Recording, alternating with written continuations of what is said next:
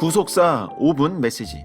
오늘의 말씀은 구속사 시리즈 제1권 창세기 족보 내용 중 셋계열의 족보 중에서 샘편이 되겠습니다.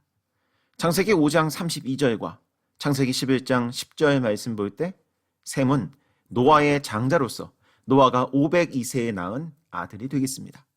첫째로 셈은 하나님의 명예를 위해 살았습니다. 셈의 이름의 뜻은 명예 그리고 명성입니다. 명예라는 것은 어떤 분의 이름을 높이는 것을 가리킵니다. 노아는 장자의 이름을 지으면서 온 세상을 창조하시고 섭리하시며 구원하시는 그 하나님의 이름이 높여지고 그 이름이 온 세상에 떨쳐지기를 바랐을 것입니다. 여러분, 하나님의 이름은 가장 높은 권위요 최고의 명예입니다.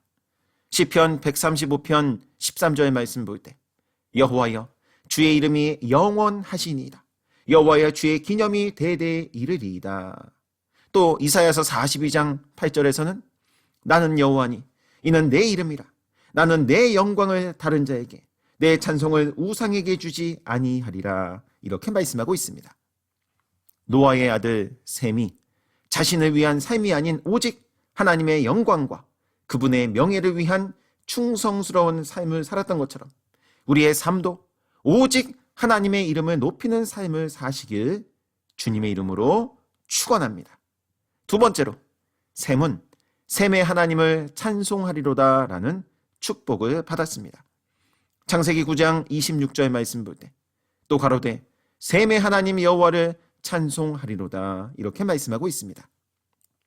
여기 셈의 하나님을 찬송한다 라는 말씀은 셈을 통해서 노아 가정이 주신 축복이 지속적으로 이어지고 셈의 후손을 통해 하나님의 이름이 널리 불리어진다는 말씀이 되겠습니다. 그래서 실제로 셈의 후손들을 통해서 하나님의 이름은 지속적으로 불리게 되었습니다. 셈의 10대 후손이었던 아브라함을 통해 아브라함의 하나님으로 이어지게 되었습니다. 그리고 아브라함은 그 자손에게 신앙의 전술을 철두철미하게 함으로써 이삭의 하나님 그리고 야곱의 하나님으로 이어지게 되었던 것입니다. 출애굽기 3장 6절 말씀 볼 때 하나님께서 모세를 부르실 때에 나는 내 조상의 하나님이니 아브라함의 하나님, 이삭의 하나님, 야곱의 하나님이니라 라고 말씀하시는 것을 통해 우리는 확인할 수 있는 것입니다.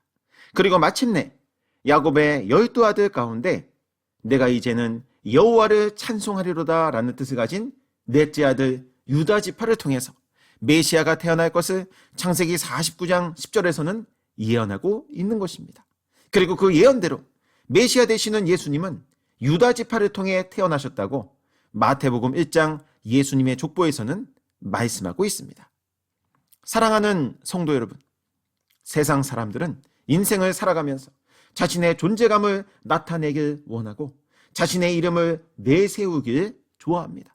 심지어 교회에서도 이런 현상이 일어나고 있습니다. 여러분, 빌립보서 2장 9절 말씀 볼 때 모든 이름 위에 뛰어난 이름은 오직 예수 이름 밖에는 없습니다. 그리고 모든 존귀와 영광과 찬송을 받으시기에 합당하신 분은 오직 예수님 한 분밖에 없다고 요한계시록 5장 12절에서는 분명히 말씀하고 있습니다.